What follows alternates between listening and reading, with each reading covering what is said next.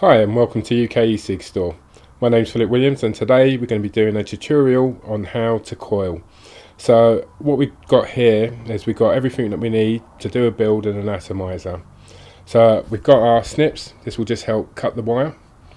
We've got our ohm meter so we can test the resistance, make sure that we've got it where we want it to be and that we're within the safety limits of the battery that we're going to be using. We also got some ceramic tip tweezers. These are just good for adjusting the coils.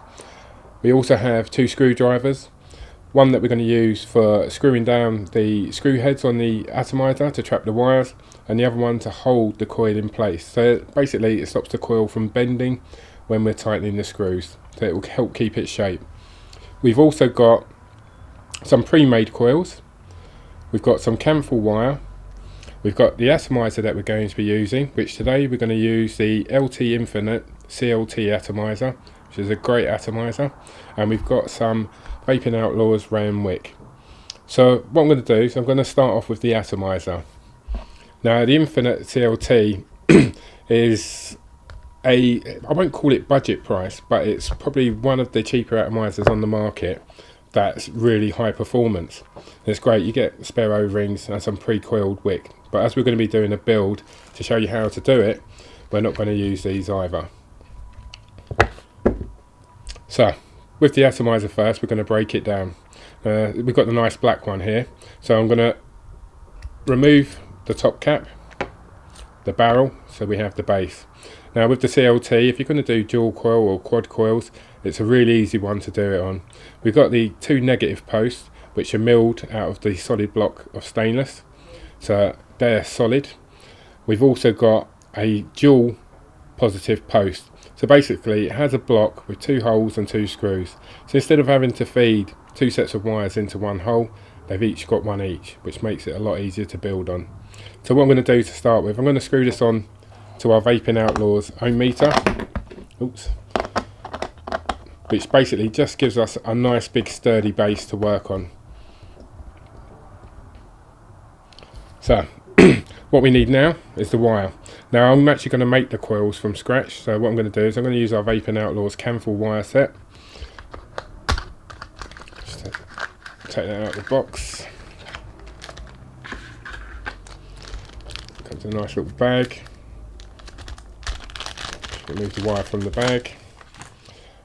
So this gauge wire is the AWG, which is the American wire gauge. It's 24, which is basically 0.5. So what I'm going to do is going to get ourselves a nice length. Now I'm going to do a dual coil build. Just get the end out. So I'm going to need a fair amount. So that should probably do for two coils. Now I'm just going to use our snips just to cut the wire off. And just going to tuck the end back in just so it doesn't unravel and go mad. So now I'm going to cut our wire into two pieces. Basically I'm just going to hold it like so, roughly where the middle is, and then I'm going to use our snips just to cut that in two. So now we have two pieces. I'm going to take our first piece and I'm going to use this screwdriver. And what I'm going to do is place the wire along the body of the screwdriver and hold it with one finger, and then I'm going to start to wrap the coil. So I'm going to pull it close into where the shaft starts on the screwdriver, pulling it round and keeping the wire close to each other. The closer you get it together, the better it will be. So that's 3 wraps, that's 4, that's 5, that's 6, that's 7, and that's 8. Then what we're going to do is bring it round and then just pull it so it goes over half, so that when you bring it back it will be in line. And there we have our first coil done. Now I can straighten out the leg and we have our first coil nicely done. So what I'm going to do now is repeat the same process and then we'll have two coils. So I've wrapped our two coils, so we're ready for dual coil. And what I'm going to do now is I'm just going to trim the legs down on this one because it's a little bit long. Just going to take the snips, just give it a snip there, and it's quite a good idea to keep one longer than the other. It just makes it a lot easier when it comes to feeding it into the atomizer. Now all I've done here is wrap the coil around a screwdriver, which keeps it nice and uniformed. Now we do sell the Vaping Outlaws pre-made coils, and these basically are the same thing. It's, you know, already wrapped and ready to go. But if you buy the reel of wire, you've got 10 meters worth. You can make coils all day long, you know, all different resistance. Obviously the more wraps you wrap, that's rotations around the screwdriver, the higher the resistance. When you dual coil it, that will halve the resistance. If you tri-coil it, it's thirding it, and so on and so on. So, you know, it's good to get into, and it can actually be quite addictive once you start playing around, because you can then experiment with parallel coils, you know, Clapton coils. There's a whole art to coiling, but you know, if you're just starting off, this is the best way to go. So what we're going to do now is we're going to put the first coil into the atomizer, and what I'm going to do is I'm going to use this screwdriver just as a steady point. So all we need to do is pass this through the hole, and then I'm going to pass the other lead through the positive hole. I need to loosen this screw off just a little bit, because the wire's just a little bit tight going through there. There we go.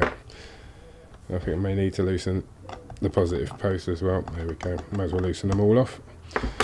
And there we go. So now the wire is slipping into place. Now keeping the screwdriver there, because it will just help keep the shape of the coil, because when you tighten it up, it will distort the coil a little bit as the wire gets pushed down. So I'll trap these two, like so, and then I can remove the screwdriver. So then we have our first coil done. So what I can now do is I can spin that round, and we can now put in our second coil. So what I'm going to do is place the coil onto the screwdriver, and then I'm going to bring that in, get that through the negative hole, and then get the other one down for the positive hole.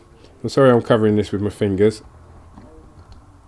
It's just it can be just a tiny bit fiddly when you're doing dual coil or tris or quad coils. So there we go, and that's now going in. Now what's happening here is the wire's just catching on the other coil, so I'm just going to push that coil down a little bit, push with a screwdriver, give it a little tug on that wire there, and there we go. So that's now in. So now all we need to do is take our other screwdriver, screw down, trap the wires so they're nice and tight, but don't over tighten these, because what can actually happen is the screw can actually cut the wire, and then, you know, you're going to have to start again. So now that we have that done, all we need to do is trim off the excess leads. So I'm going to take our Vaping Outlaws snips,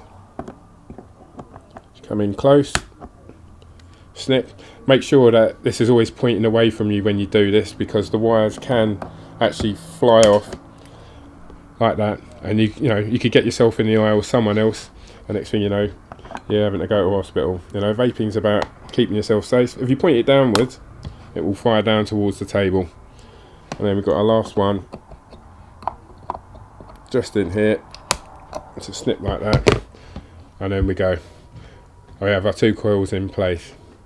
Now what you should do next is put the atomizer on a mod and basically pulse it to make sure that it's heating up evenly. But before we do that, what we're going to do is check the resistance.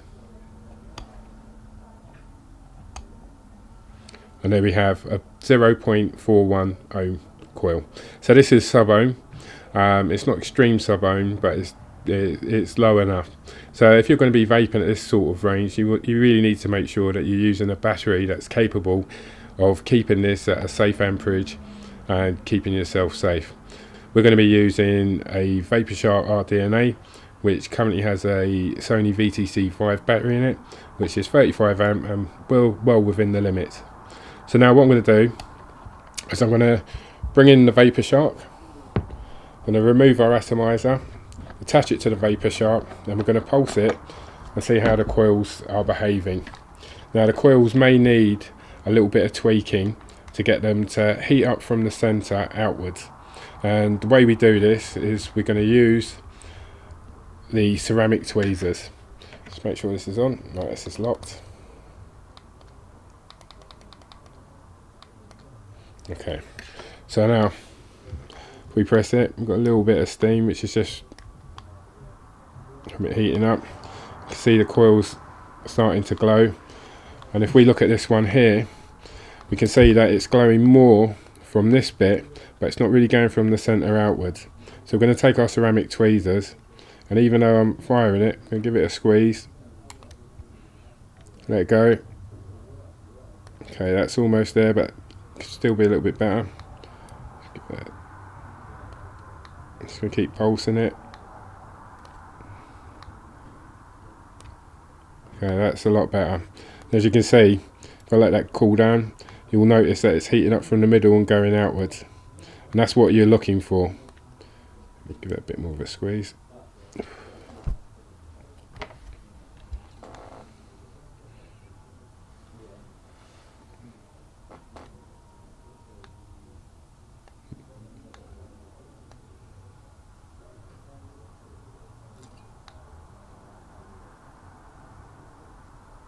Okay, that's good. So now we need to have a look at the other side. Now if we pulse it from here, we can see that it's glowing nicely right about here, but it's a little bit dark on this side. So I'm just going to take the tweezers again and give it a bit of a squeeze. Press the button.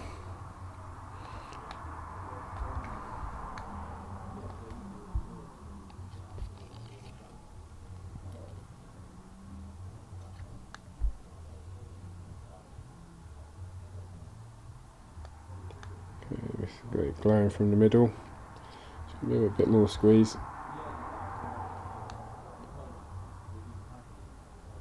Nice thing with ceramic tweezers, you can actually fire it while you're still holding on to the coil. You know, please don't do this with metal tweezers because it will just basically create a short. And there we go. So we've got it glowing from the middle. It's also helped tighten the coils up that were on this side because they were a little bit loose. So now we should have two sets of coils glowing nice and evenly. So all that's left to do now is to wick it. So to wick our coils, what I'm going to do is I'm going to use the Vaping Outlaws rayon. So what I'm going to do is I'm going to pull off a length about that much, and then what I'm going to do is I'm going to split that in two. Alright, so now this is quite fibrous stuff, so the best thing to do is once you've got a piece like that, is just give it a little roll in your fingers. This just makes it a bit more manageable. Any loose fibres sort of get pushed together, but you don't want to compress it too hard. And then what we need to do is at one end we need to roll it into a point so it's easy to pass through the centre of the coil. So we have something like that, and then all we need to do is feed it through the coil. So with the pointy end, I'm just going to pass this through the coil like so. Then all we need to do is just give it a pull. Now you want a little bit of resistance but not too tight, and this will allow for good wicking. So if I just turn that round, we can then take our second piece and just pass that through in the same way. Just give it a little tug, and there we go. We are now coiled and wicked. So now what we'll do is we'll go put it on the ohm meter, we'll trim it down, tuck the wick in, and we'll prime it up and then give it a try. So to trim the wicks, I'm going to use our Vaping Outlaws snips. Now what I'm going to do is I'm just going to cut off just beyond where we made it pointy. And I'm going to do that for both bits, keeping them about the same sort of length.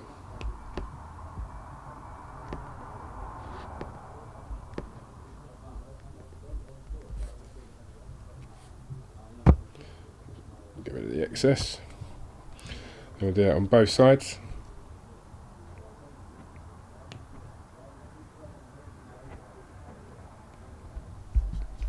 Now you need to make sure you've got enough down there in the juice well, because you're going to need to feed both coils. You don't want to cut it too short, but you don't want it too long, otherwise it won't really work too well as a juice well. That looks probably about right. I'm just going to pull this end back a little way. Just going to grab some of these loose fibres off from the end. And then what I'm going to do is I'm going to use the tweezers just to poke this round and back into the juice well.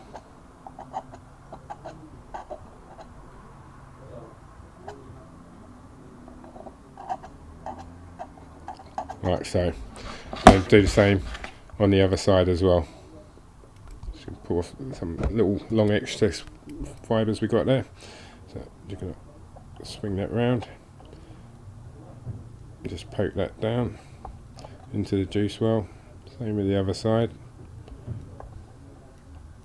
Now you want to make sure that you've got a bit of a gap between the bottom of the coil, so that when the airflow comes in, it's coming in, hitting the coil, going round the coil and bringing your vapour up. So you should end up with both sides looking like this. So to prime the wick, I always start with the coil. Just place a couple of drops on the coil just to make sure that it soaks through and it's soaking all around, and then work my way out to either end. Now I'll do this for both sides. Just make sure that the coils and all the wick is fully saturated. Put some juice down the sides just to get to the wick at the bottom. And then we're good to go. All we need to do now is place on the top cap, put it on a mod and test fire it, see how it performs. Now, a nice thing with the CLT is it's also got some side airflow holes on the actual side that come in through where the negative posts are. So I'm just going to line these holes up, slip that on. Then I'm going to take the top cap. Now the top cap has various airflow features. So what I'm going to do, so I'm going to slip this in like that. So we've got it on the big airflow holes that are open. It is adjustable, so we can rotate the cap and bring in some holes. What we're going to do is going to leave it like this for the time being, so we get plenty of airflow. All that's left now to do is take a vape, see how it performs. So now that we have it on the RDA, we're going to take a vape, see how it performs.